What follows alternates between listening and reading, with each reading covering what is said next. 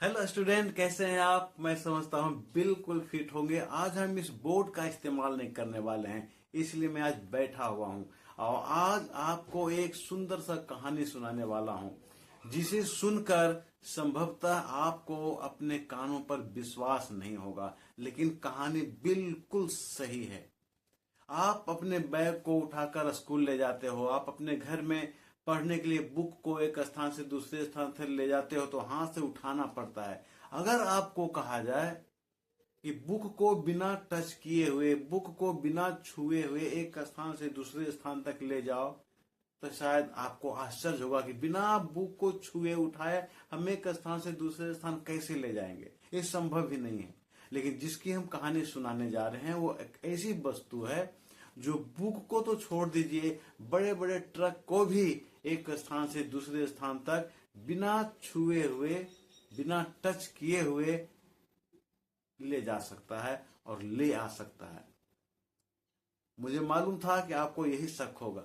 मैं किसी प्रेतात्मा की, भूत की बात नहीं कर रहा हूं। साइंस किसी प्रेतात्मा या भूत को नहीं मानता, इसलिए ये बिल्कुल सही कहानी है।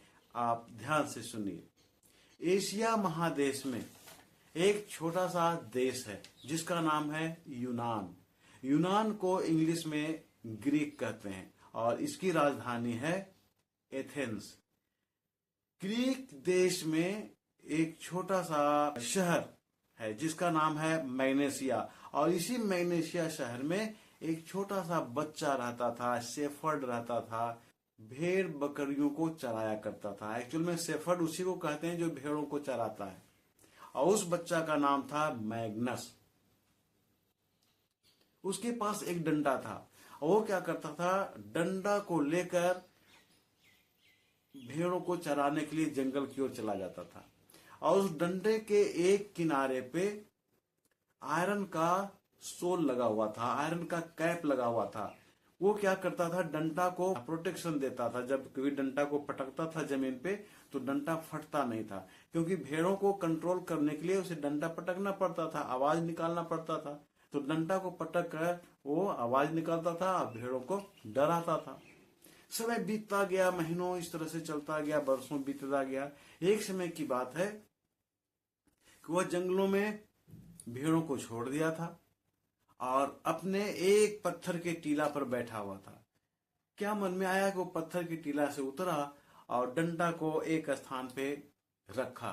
डंडा को रखते ही वो डंडा जो था वो जमीन के साथ चिपक गया, और जब वो डंडा को उठा रहा है तो उसे आभास हो रहा है कि कोई उसे खींच रहा है नीचे की ओर।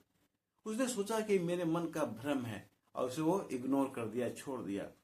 कुछ महीने के बाद ये फिर सेम घटना घटी। उस डंडा को रखा और डंडा जमीन से चिपक गया।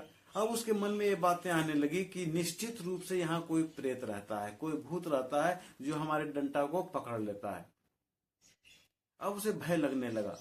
फिर किसी तरह से वो भूलने की कोशिश की, लेकिन तीसरी बार ये घटना घटी कुछ महीने के बाद। अब उसको लगा कि नहीं, यहाँ कुछ न कुछ गड़बड़ है।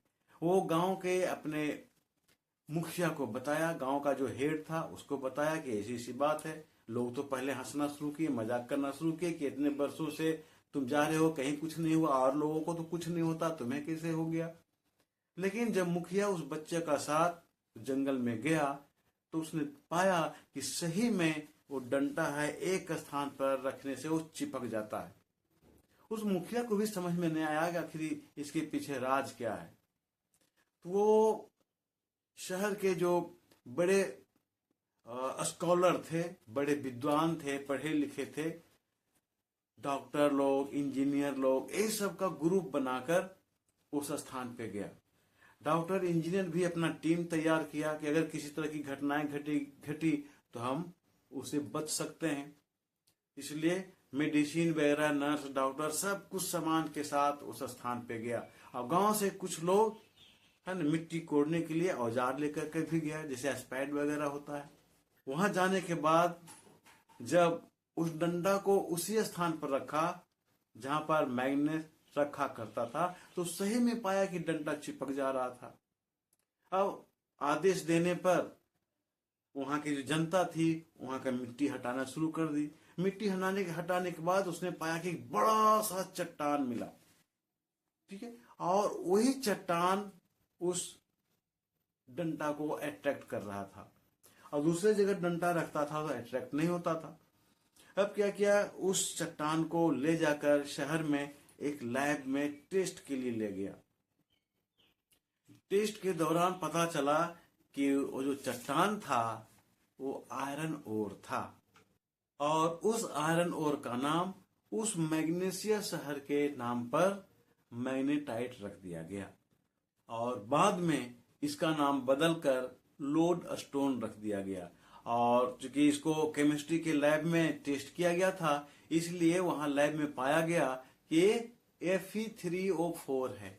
Fe3O4 क्या होता है? आयरन ओर ही होता है।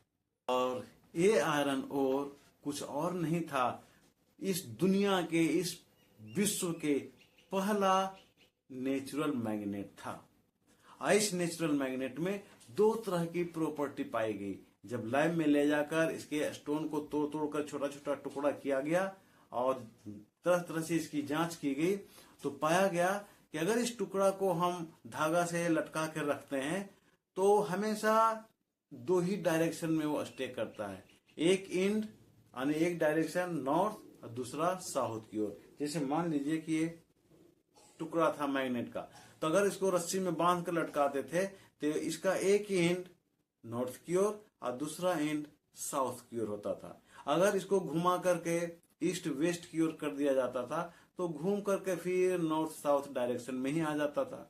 मतलब वो लोड स्टोन का टुकड़ा था वो नॉर्थ और साउथ डायरेक्शन में ही रहता था। दूसरा इसका प्रॉपर्टी था कि किसी भी आयरन को अट्रैक्ट कर लेता था। तो इसी दो प्रॉपर्टी के कारण, मतलब किसी भी आयरन को अट्रैक्ट करने के कारण इसको अट्रैक्टिव प्रॉपर्टी कहा गया।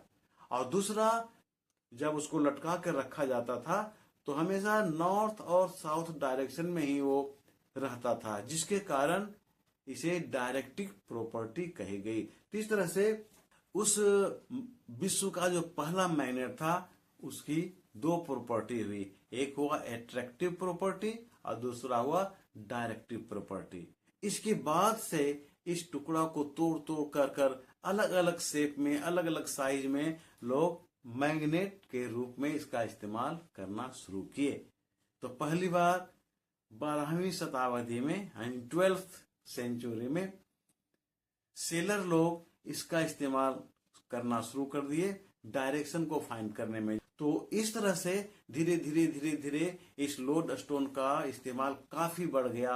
और वो वस्तु क्या था जिसका आपने कहानी सुना, वो वस्तु कोई और नहीं था, वो था मैग्नेट। और मैग्नेट की प्रॉपर्टी है कि बिना टच किए हुए आयरन को अपनी ओर अट्रैक्ट कर लेता है, अब बिना टच किए हुए किसी दूसरे बॉडी को दूर भेज सकता है। तो मैं समझता हूं ये कहानी आपके लिए यूजफुल रहा होगा। ये मैग्नेट चैप्टर का, मैग्नेट का हिस्ट्री था।